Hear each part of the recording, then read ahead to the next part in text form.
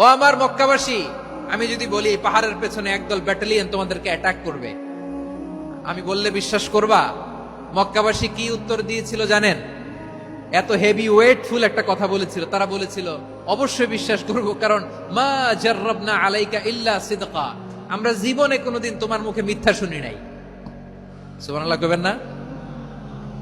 ও মিয়া, যে এলাকায় আপনি জন্মগ্রহণ করলেন, আপনার শৈশব, কৈশোর, আপনার তারুণ্য, আপনার যৌবন যেখানে কাটালেন, ওই এলাকার লোকেরা যদি এক বাক্যে বলে তুমি যা বলবা তাই বিশ্বাস করব, কারণ তোমারে তো মিথ্যা কইতে শুনি নাই।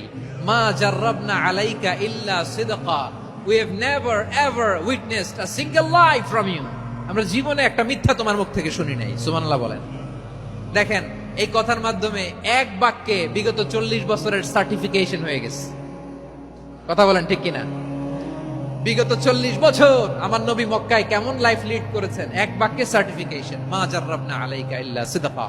তখন বিশ্বনবী বললেন ফাইন্নী নাযীরুল লাকুম বাইনা ইয়াদাই আযাবিন শাদীদ, যদি আমার কথা বিশ্বাস করো তাহলে জেনে রাখো, যদি মূর্তি পূজা আর এই শিরকি কর্মকাণ্ড ছেড়ে না দিয়ে এক আল্লাহর পথে ফিরে না আসো, কঠিন আযাব তোমাদের জন্য অপেক্ষা করছে। আওয়াজ করে পড়েন আল্লাহু আকবার। ফাইন্নী নাযীরুল লাকুম বাইনা ইয়াদাই আযাবিন শাদীদ, ভয়ঙ্কর তম শাস্তি তোমাদের জন্য অপেক্ষা করেছে, আমি সেই শাস্তির সতর্কতা দিতে এসেছি।